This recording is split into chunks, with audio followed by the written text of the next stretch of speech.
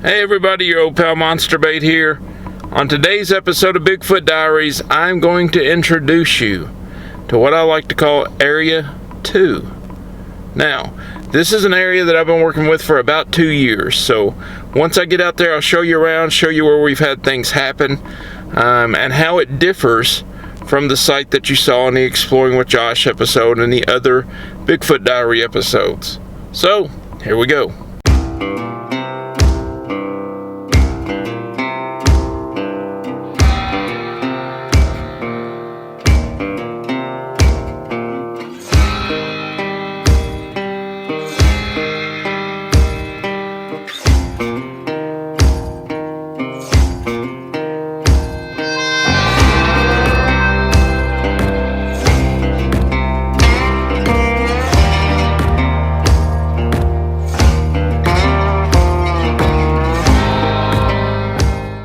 So we are now inside of Area 2. A little different than the other location, and I like it that way because the cool part about this location is it is on private property. So I don't have to worry about people just roaming through and doing things. It's very controlled, and at this time of year in Kentucky, it's hunting season. Both illegal and legal because some people just go out on people's land.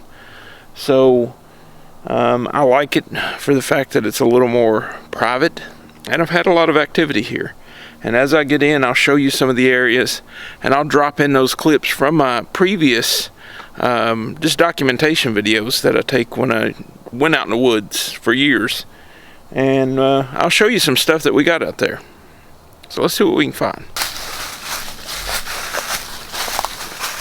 There's a ton of deer tracks going down this hill, and I know from previous game camera footage, I mean, there's just deer everywhere down here. It's very overgrown, you can kind of see.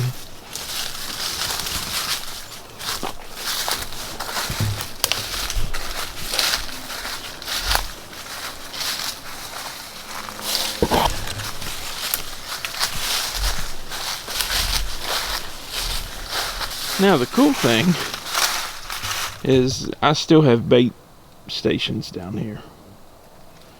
There's a can of Vienna sausage, unopened. There's some other little things. And one of my jars is gone.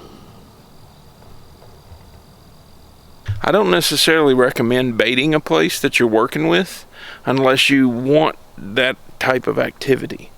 Meaning, that could become like a habituation site, and there are pros and cons for that.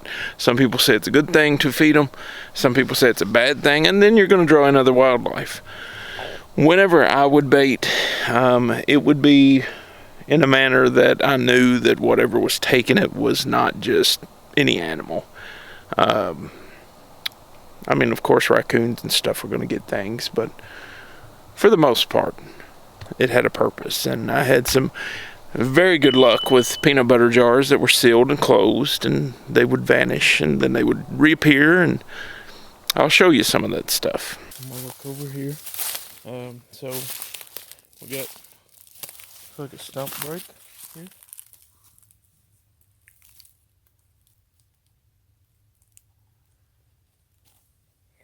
Peanut butter jars over there. I'm gonna go look at it in a second. So something's definitely been into it. And here's where I left it.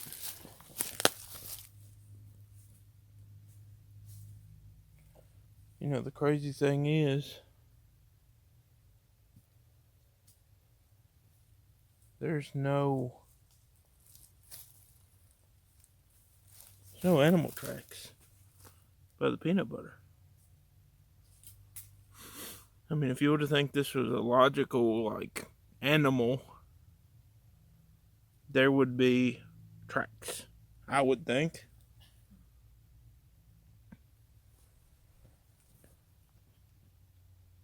So let's go over and see if we can see. Look for hair, look for anything unusual. Something that's definitely been in the peanut butter. 100% been in the peanut butter. See it there.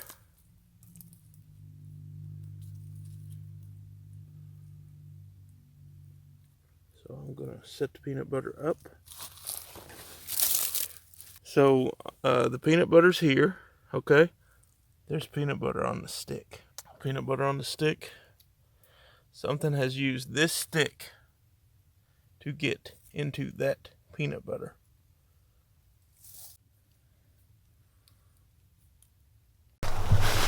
I don't know about you, but I've asked many people, why would you use a stick in the woods to eat peanut butter?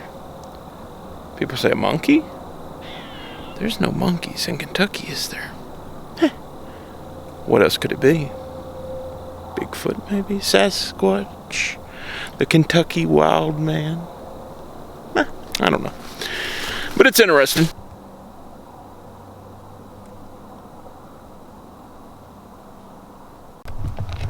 Another cool thing we did was took this very big peanut butter jar and didn't open it, and it vanished.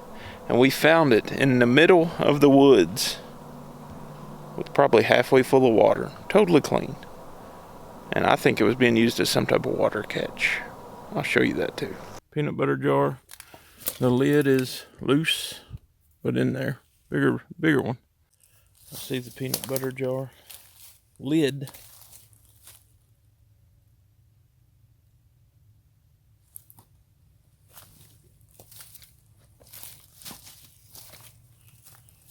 Which is interesting.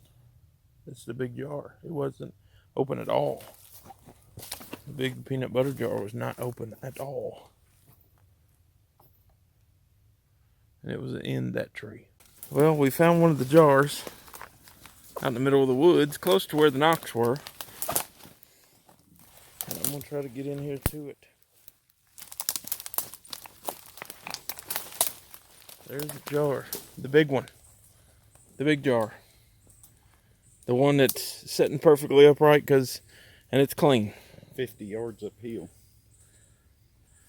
I mean, this is way far away from where it was left. Hold on, I'm gonna not go right in on it. There it is. That's the big peanut butter jar went missing. Had the lid on it. Look, there's no teeth mark.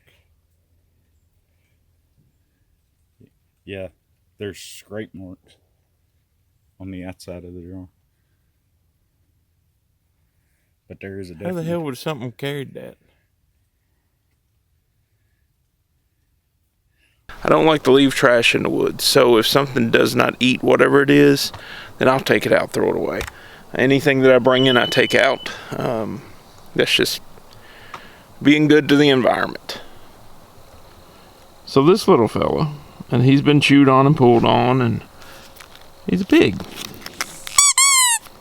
And I would put him out here with a recorder in the tree just to see if anything happened. And we heard a squeak or two a couple of times. But you can see how dense this is down in here.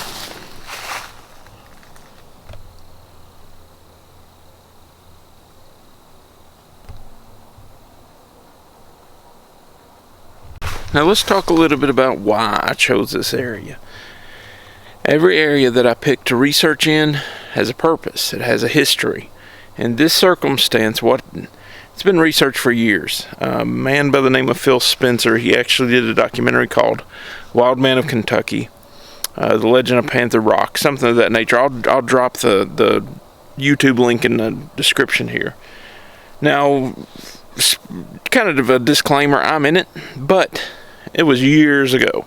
So some of the graphics and things are very dated, but the information is what you want to pay attention to. But Phil did a lot of research in an area called the Fraser land. And the Fraser land was this large plot of land owned by the Fraser family, 1700s, 1800s, and supposedly, now I have yet to find the clear documentation of this, but it is local folklore. Supposedly the Fraser family encountered this hairy beast and they left some of their land. I still want to document that. Now, the Panther Rock thing, the way that it got its name, was back in the day, there was this Native American chief that was really causing trouble in the area, and supposedly a panther killed him. And they buried that chief at the mouth of this kind of rock shelf cave looking thing. And they called it Panther Rock. Now, there's never been any documented evidence of black panthers in Kentucky. A lot of sightings, and I think I'm going to do an episode on that for Monster Bait, so stay tuned for that. But Phil Spencer, great researcher, tons of respect for Phil. I still go by a lot of his research today just to, go off of and find new areas. And that's how I found some of these areas, was reading some of his old reports, that some of them date back to the 70s. So rest in peace, Phil Spencer. That was a huge loss for the local community as far as Bigfoot research goes. Now I'm going to take you around a little bit, show you some cool areas of Area 2. I will tell you this about Area 2. I know it quite well. I don't always get like real uneasy down here. And these are not the Sasquatch that are down in the other area, okay? I think they're two different family groups or whatever, because of how far apart they are. Now, this is also the area where the collapse happened. You've seen that in that Exploring with Josh episode. If you haven't seen that episode, go back and watch it. I'm going to drop in a little bit of footage now.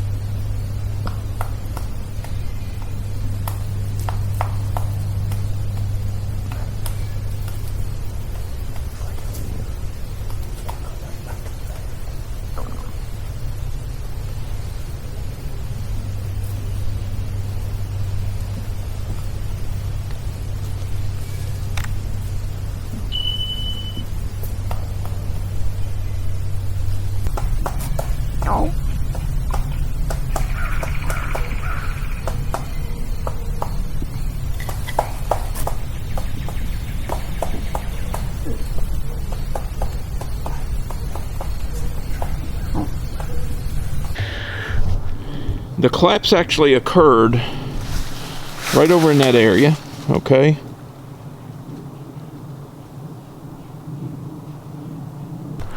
Some other things that have happened down here is the vocalization that I let Josh listen to that had the like caveman sounds. I had the recorder strapped right down there to a tree, and that's where the vocalizations came from, and I'll let you hear those too.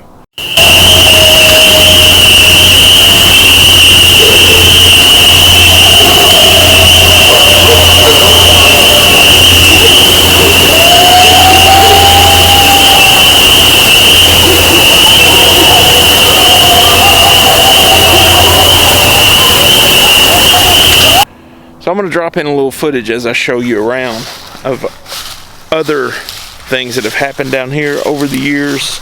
Who knows? I mean, we already got a strange little thing here. We're kind of looking at it now to see if it could be natural or unnatural. We really don't know. But the weird part about it is how it's laid across the trail. It's almost like it's bent down to say, don't come through here.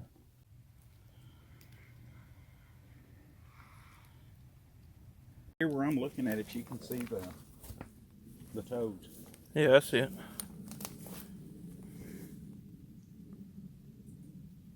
That's a hell of a foot. It may have slid.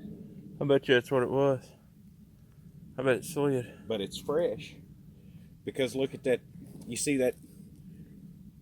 See it laying down across it? It stepped on it. Uh-huh. It raised up and it come down on top of that. And stepped right across it so hard that it's broke that round bladed grass. And it's in the middle of the track now. And it looks like the weight it either stepped here and slid. I bet it slid. I bet it slid into it. So I'm going to show you some old footage, some old bait footage, some old game camera footage. This is actually the only area where I've actually caught a bobcat on game camera. They're very elusive creatures, and I caught it twice here.